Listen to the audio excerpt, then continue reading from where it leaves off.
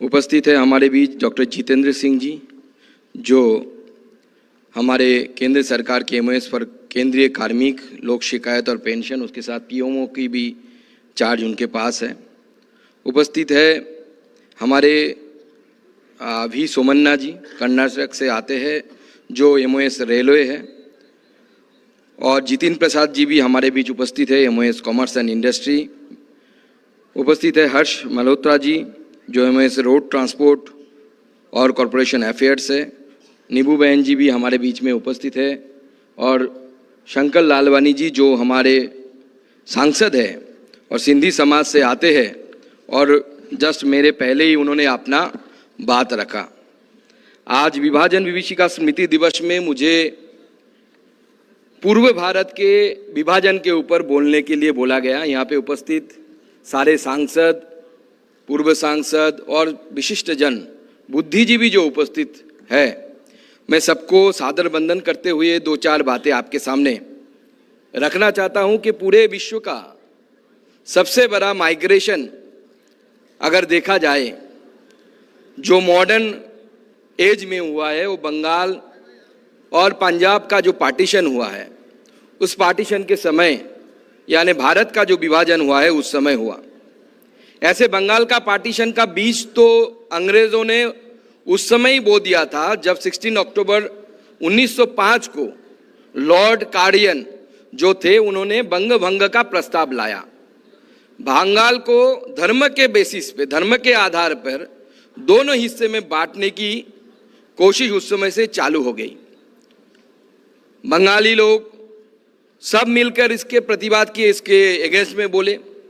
गुरुदेव रविंद्रनाथ ठाकुर, आप टैगोर बोलते हैं, हम बंगाली ठाकुर बोलते हैं, उन्होंने गान लिखा, सॉन्ग लिखा, बांग्लार जल बांग्लार माटी पुण्य हो हे भगवान। भगवान के साथ प्रार्थना की। उन्होंने राखी बंधन का कार्यक्रम किया, हिंदू मुस्लिम राखी बंधन हुआ। तो उसके बाद बंगाल का उस समय का जो विभाजन है, जो धर्म के आधार पर पूर्व बंगाल और पश्चिम बंगाल के विभाजन उस समय टल गया।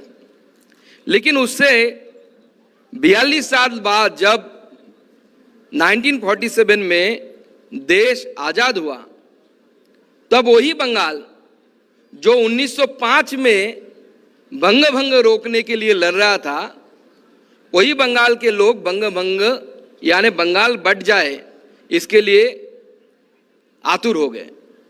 हमें सोचना चाहिए, यहाँ पे बहुत सारे बुद्धिजीवी लोग यहाँ पे विराजमान हैं। ये बहुत ही विचारणीय विषय है कि ऐसा क्यों हुआ, किसने ऐसा परिवर्तन 42 ईयर्स में ला दिया, ये हमारे लिए जानना बहुत जरूरी है। जैसे हमारे पूर्ववर्ती वक्ताओं ने बताया कि 15 अगस्त को 2021 को माननीय प्रधानमंत्री जी आज के दिन को यानी 14 अगस्त को विभाजन विभीषिका स्मृति दिवस के नाम से रूप से मनाने की घोषणा की। मैं आदरणीय प्रधानमंत्री जी को बहुत बहुत धन्यवाद दूंगा, क्योंकि बंगाल, पंजाब और उसके साथ बहुत सारे हिस्सों के लोगों के साथ जो आप बीती घटी, मेरे जो ग्रैंडफादर थे वो 1947 में बांग्लादेश के बगुरा बोल के एक जगह जिला है, अभी भी है, उसको छोड़ के इस पार आने के लिए मजबूर हो गए। नए जगह, कुछ पता नहीं कहाँ रहना है, और आने की बात भी समस्या नहीं मिटी, उसके बाद भी समस्या चला। मेरे पिताजी के छोटे भाई थे, जब इंडिया में आए, घर परिवार ठीक ठाक नहीं था, खो गए। आज तक हमें पता नहीं चला कि मर गए, वो छोटे थे, मर गए या डूब गए नदी पोखर में या तालाब में, कहाँ है किसी को पता नहीं। आज तक भी हमें पता नहीं चला कि हमारे पिताजी के जो छोटे भाई थे एक खो गए उस समय 1947 के बाद। आज तक पता नहीं चला कि आज वो कहाँ है, जिंदा भी है कि नहीं है।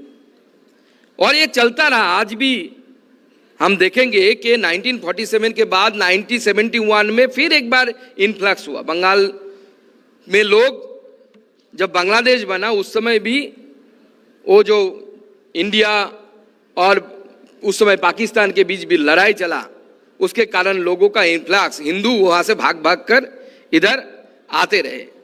और ये जो भेदभाव, जो बेमनस्य, जो दुर्भावना की जहर 1947 से चल रही थी, वो आज भी खत्म हो गया ऐसा नहीं है। बांग्लादेश के ताजा हालात हम सब देख रहे हैं। सबको पता है कि धार्मिक उन्माद वहां की सरकार से सत्ता को बेदखल करके सत्ता पर कब्जा कर लिया और इसके बाद बहुत संख्या में लोग जो वहां पे माइनॉरिटी है, अल्पसंख्यक है, वो हिंदू बॉर्डर के पास आके, फेंसिंग के पास आके खड़ा हुआ है कि उन्हें भारत में घुसने देना चाहिए। आज मैं इस मंच से डॉक्टर श्यामा प्रसाद मुखर्जी को स्मरण करना चाहता हूं कि आज उन्होंने पश्चिम बंगाल बनाया है तो इसलिए मैं आपके बीच में हूं, नहीं तो मैं भी फेंसिंग के उस पार कहीं पे खड़ा होता और गुहार लगाता कि मुझे इंडिया में घुसने दिया जाए। उस समय उन्होंने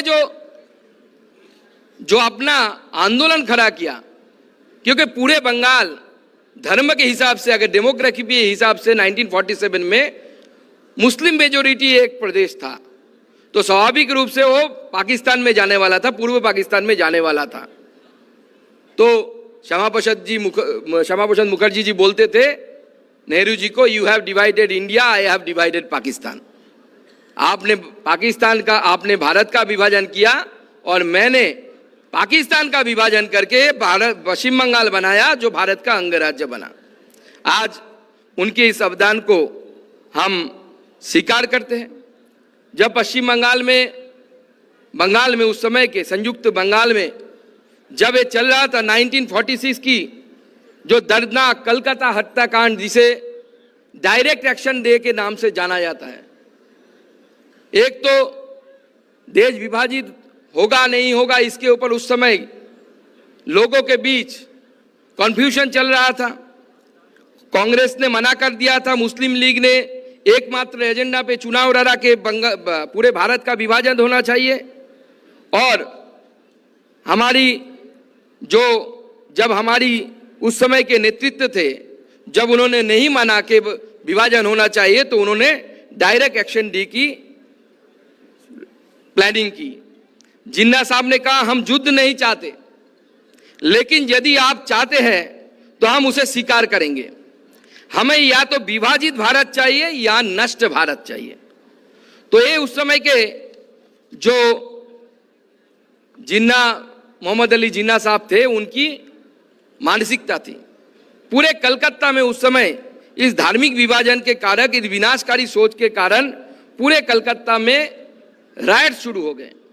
बंगाली लोग यहाँ पे कुछ है वो पहचानते हैं, छवि विश्वास बंगाल के प्रमुख अभिनेता हुए, उनको घेर लिया गया रास्ते के ऊपर, उनको भी जला दिया, जिंदा जलाने का प्लानिंग था। बच गए किसी तरीके से। उस समय लोग आ गए और उस समय के जो कलकत्ता के मेयर थे सैयद मोहम्मद उस्मान, उन्होंने मुस्लिम लीग को खुली छूट दे दी। अपना प्रचार पत्र जो बंगाली में था, मैं बंगाली में पढ़ूंगा, उसके बाद एक लाइन, उसके बाद मैं उसका हिंदी में ट्रांसलेशन करूंगा। उसमें लिखा गया और वो पूरे जो पत्रक था घरों घरों में बांटा गया उधर। उसमें लिखा था, काफिर তোদের ধ্বংসের আর দেরি নেই, সার্বিক হত্যাকাণ্ড ঘটবেই। अर्थात इसको अगर हम हिंदी में ट्रांसलेट करें, काफिरों तुम्हारा अंत दूर नहीं, तुम्हारा कत्लेआम किया जाएगा। ऐसे लिफलेट बना के मुस्लिम लीग के एजेंडे के अनुसार दंगा फैलाने के लिए घरों में इसको बांटा गया। उस समय जो तत्कालीन जो पश्चिम बंगाल के जो चीफ एडमिनिस्ट्रेटर थे, जिन्हें प्रधानमंत्री बोला जाता था उस समय, सोहरावर्दी साहब, उन्होंने 24 कलकत्ता के 24 थानों में से 22 थानों में, पुलिस स्टेशनों में मुस्लिम अधिकारियों को स्थापित किया। जो हिंदू अफसर थे उनको छुट्टी में भेज दिए और भयंकर दंगा कलकत्ता में शुरू हो गया। और उस समय मैं यहाँ पे स्मरण करना चाहता हूँ गोपाल मुखर्जी का। उनको सब कॉमन नाम गोपाल पाठा के नाम से जाते थे, क्योंकि वो मटन का बिजनेस करते थे। बंगाली में मटन को, बकरे को पाठा बोला जाता है। तो उन्होंने अपना टीम बनाकर कलकत्ते में उतरे और उन्होंने लड़ाई दी। और इसके कारण जब गोपाल पाठा के नेतृत्व में पूरा समाज उठकर खड़ा हुआ और विघटनकारी शक्तियों के खिलाफ जाके लड़ाई लड़ी, तब जाके वहां पे डायरेक्ट एक्शन दे के खून खराबी बंद हुई। हिंदुओं का कत्लेआम, बलात्कार, लूटपाट, ये सब बंद हुआ। आज भी बांग्लादेश की स्थिति हमारी आंखों के सामने है। हमें समझना है, आदरणीय प्रधानमंत्री जी ने ये जो हमारे सामने विभाजन विभीषिका स्मृति दिवस की संरचना कल्पना हमारे सामने रखी, इससे हमें इतिहास से सीख लेनी है, क्योंकि जो जाति इतिहास से नहीं सीखता, इतिहास भी उस जाति को भूल जाता है। इतिहास से हमें सीख लेकर आगे बढ़ना है। ऐसे विघटनकारी शक्ति फिर से शक्तिशाली ना हो, फिर से हम बेघर ना हो पाए, क्योंकि पैसा, जमीन, जायदाद, कोई भी अपनी माटी या भूमि को बचा नहीं सकता। क्योंकि उस सब समय बंगाल में बहुत सारे जमींदार थे जो रातों रात फकीर हो गए। हमारे परिवार की जमीन सब छोड़ के रातों रात आने पड़ा। हमारे परिवार के मेरे पहले कोई कॉलेज तक नहीं पहुंच पाया, पूरा जनरेशन खत्म हो गया, किसी को नौकरी नहीं मिली, ऐसी हालत हुई। कहां से पे लोग आए, बंगाली आए, उनको अंडमान तक भेजा गया। अगर अंडमान के नॉर्थ अंडमान में जाएंगे, डिगलीपुर, मायाबंदर, हर जगह पे बंगाली है। यहाँ पे नितिन जी है, उनके क्षेत्र के वहां पे पिलभीट आता है, पिलभीट में बंगाली जाके बैठ गए। दिल्ली में चित्तरंजन में जाके बंगाली बैठ गए, क्योंकि जो जमीन था अगले दिन वो जमीन अपना नहीं रहा। जमीन को हम माँ कहते हैं और इस देश को भारत माता कहते हैं। तो माँ की सुरक्षा करने के लिए जो काम करना चाहिए, हमें उनकी संतान होते हुए वो काम को आगे बढ़ाना है, नहीं तो ये माटी भी सुरक्षित नहीं रहेगी। इसी शब्दों के साथ मैं अपनी को विराम देता हूं और इसे शिक्षा लेकर हम आगे भारत को समृद्धशाली बनाएंगे, ऐसे आशा रखता हूं। सबको नमस्कार। आभार डॉक्टर सुकांत मजुमदार जी का। देव सज्जनों, एक